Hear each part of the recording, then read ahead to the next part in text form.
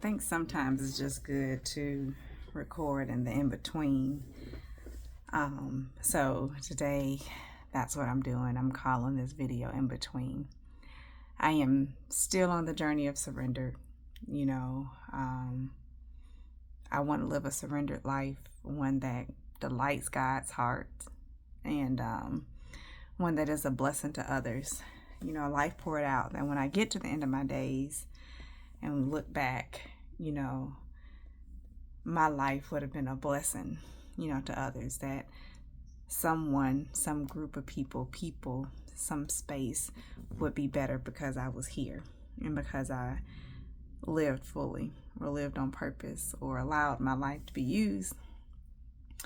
Um, and on that journey, in the meaning in between, there are times when I just get tired. Tired of trying, tired of my own weaknesses, tired and honestly just grieved by the evil in the world, tired and grieved by the injustices, the confusion. I get tired of worrying. I get tired of racism. I get tired of I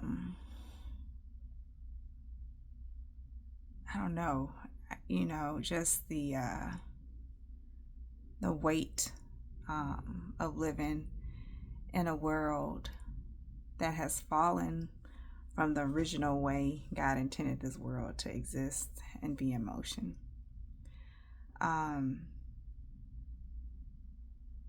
This morning, I was on my way to work and I was running late, and I just dropped on the inside because I felt like I was failing. And that's a bad feeling, to feel like you're starting your day failing. And for a minute, I couldn't shake it. I got to work trying to pick up the pieces of things that I would have rather been there early so that I could be a solution for. And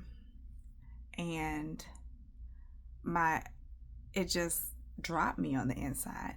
And so my daughter and I, we have been talking, sometime on the way to work about catching our thoughts, the concept of like capturing thoughts that are not of God or that are negative, and resetting our eyes and our focus on the things that are true, on the things that, God does believe about us or that God's word says. And so I just had to put it into practice. I knew it. I was like, you need to catch your thought. You got to work late. It's not good, not the type of leader you want to be, but you got to work late. And now you have other things that need to be done. You have other people who need you to show up and show up fully. So you're going to have to let it go. Hold yourself accountable and let it go.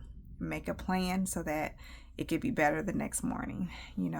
Set things in motion so that you're positioning yourself for the regular rhythm of getting to work early.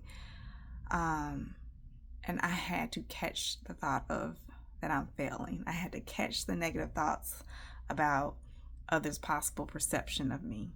I had to remind myself of how hard of a worker I am and how much I do show up for my team members and show up for my work, show up for my family.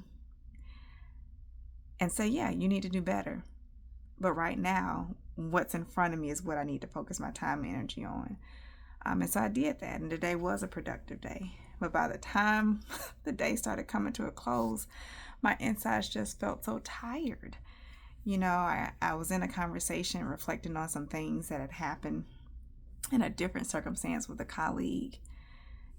And just, we were talking about some of the injustices within the education system, and it just grieved me, thinking about the harm that ignorance can have, on the lives of others, thinking about the negative impact and harm white fragility can have on the lives of Black and brown people. I just feel tired. But God is faithful. He continues to give me grace to get up, grace to fulfill the need of the moment, I just would like to be in a place where I'm not tired, though. I'm grateful for God's grace, and I have no doubt that He's going to continue to keep me. And I'm committed to living a life poured out.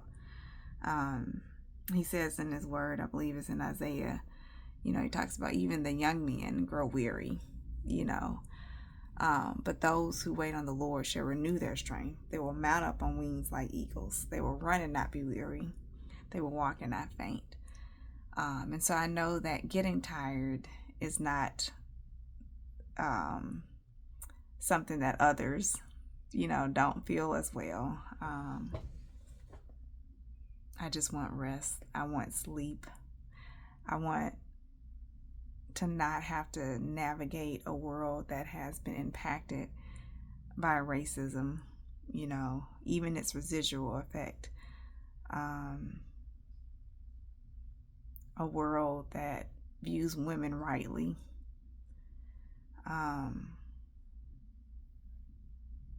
Yeah.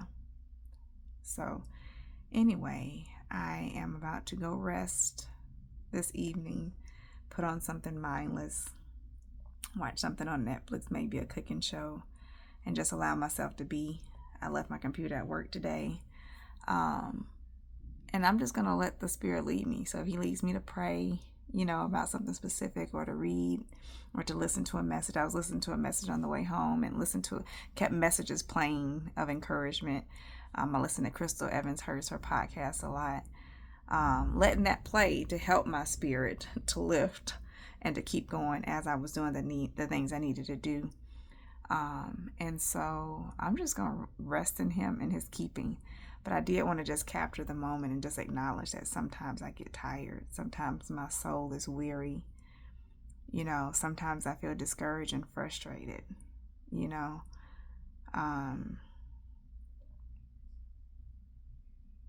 Yeah.